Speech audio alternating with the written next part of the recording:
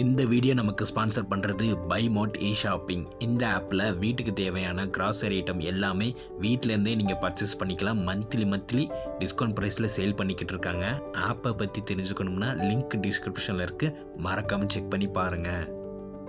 ஒரு புதிய கார் வாங்குறது பலருக்கும் அவங்களுடைய நீண்ட நாள் கனவு நனவாகிற தருணமாகும். இந்த சமயத்துல எல்லாருமே எக்ஸைட்டடான ஸ்டேஜ்ல இருப்பாங்க. இதன் காரணமாகவே அவங்களுடைய கார் பையிங் ப்ராசஸ்ல கிட்டத்தட்ட 1 லட்சம் ரூபாய் வரைக்கும் எக்ஸ்ட்ரா பே பண்றதுக்கு சான்சஸ் இருக்கு. இந்த சிச்சுவேஷனை தவிர்க்கிறதுக்கு நாம சொல்ல போற டிப்ஸை ஃபாலோ பண்ணீங்க அப்படின்னா உங்களுடைய கார் பையிங் ப்ராசஸ் ரொம்பவே எக்கனாமிக்கலா இருக்கும் அப்படிங்கிறதுல மாற்று கருத்து இல்ல. ஃபர்ஸ்ட் அண்ட் ஃபார்மோஸ்டா நீங்க கார் டீலர்ஷிப் குள்ள என்டர் ஆகிறதுக்கு முன்னாடியே உங்களுடைய ரிசர்ச்சை தரவா பண்ணுங்க. எல்லா கார் நிறுவனங்களும் இப்ப அவங்களுடைய ஆஃபர்ஸை வெப்சைட்லயே வெளியிடுறாங்க.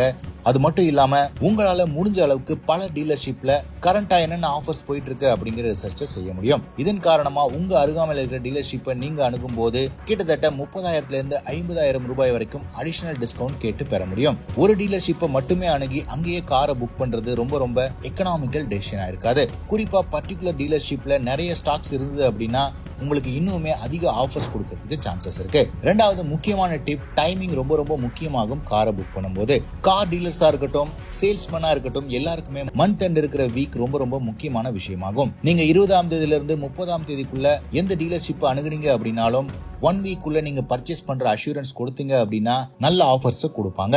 டீலர்ஷிப்ல ஒரு பர்டிகுலர் நம்பர்ஸை விற்பனை செஞ்சா அவங்களுக்கு பெரிய இன்சென்டிவ்ஸ் காத்துட்டு இருக்கும். அதுக்கு தடையா நீங்க வாங்க போற ஒரு கார் இருந்தா கூட உங்களுக்கு அதிக டிஸ்கவுண்ட் கொடுத்து அந்த இன்சென்டிவ்ஸ் அவங்க பெற்றிருப்பாங்க. அடுத்த முக்கியமான டிப், உங்களுடைய நெகோசியேஷன் ஸ்கில் ரொம்பவே அதிகமா இருக்கணும். எப்பவுமே நீங்க தனியாவோ அல்லது உங்களோட ஃபேமிலியோட மட்டுமே போய் கார் பர்ச்சேஸ்ல ஈடுபடாதீங்க. உங்களுடைய ஃப்ரெண்ட்ஸ் சர்க்கிள்லயோ இல்ல ரிலேட்டிவ்ஸ்லயோ நல்லா பேசக்கூடியவங்க இருந்தாங்க அப்படின்னா கூட கூட்டிட்டு போய் நெகோசியேஷனை அதிகப்படுத்துறது ரொம்பவே நல்லது.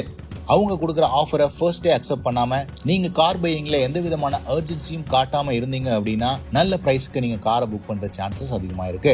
அடுத்த பெஸ்ட் டிப், நீங்க வாங்க போற காருக்கு பெஸ்ட் லோன் ஆஃபர் வாங்குறது தான். கார் வாங்கும் போது நெகோசியேஷன் பிரைசிங்லயே முடிஞ்சிருது அப்படின்னு பலரும் நினைப்பாங்க. பட் இன்னைக்கு தேதியில பெரும்பாலானோர் காரை லோன்ல வாங்குறதுனால லோனுடைய interest rate, EMI, processing fee, எந்த பேங்க்ல வாங்குறோம் அப்படிங்கிற பல விஷயங்களை ஆராய்ந்து பார்க்கறது ரொம்ப அவசியம். பெரும்பாலானோர் பிரைஸை பிக்ஸ் பண்ண பிறகு லோன் விஷயத்தை டீலர்ஷிப் இடமே விட்டுடுவாங்க. இதன் காரணமா அவங்க லூஸ் பண்ண மார்ஜினை ப்ராசஸிங் ஃபீ அல்லது ஹை இன்ட்ரெஸ்ட் ரேட் அப்படிங்கிற பேர்ல ரெக்கவர் பண்ண முயற்சி பண்ணுவாங்க. இதன் காரணமா லோன் ப்ராசஸிங் ஃபீ மற்றும் இன்ட்ரெஸ்ட் ரேட்ல நீங்க ரொம்ப கவனமா இருக்கணும். ஃபைனலா உங்களுக்கு கேஷ் டிஸ்கவுண்டா கொடுத்த அமௌண்ட்டுக்கு பதிலாக அக்சசரிஸ் மற்றும் அதே வேல்யூக்கு வேற ஏதாவது கேஷ்பேக் கொடுக்குறோம் அப்படின்னு ஃபைனல் ஸ்டேஜ்ல குறிப்பிடுவாங்க. இதை கண்டிப்பா நீங்க அக்செப்ட் பண்ணக்கூடாது.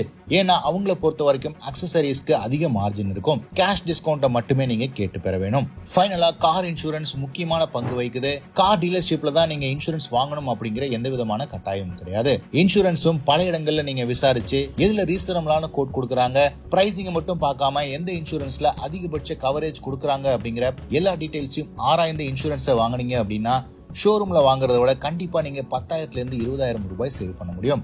இந்த எல்லா டிப்ஸ்லயும் நீங்க 10,000 இருந்து 20,000 ரூபாய் வரைக்கும் சேவ் பண்ணீங்க அப்படின்னா கிட்டத்தட்ட 1 லட்சம் ரூபாய் வரைக்கும் நீங்க சாலிடா உங்களுடைய கார் பர்ச்சேஸ்ல சேவ் பண்ண முடியும். இது தவிர நீங்க எந்தெந்த டிப்ஸை ஃபாலோ பண்றீங்க அப்படின்னு கமெண்ட் செக்ஷன்ல பதிவிடுங்க.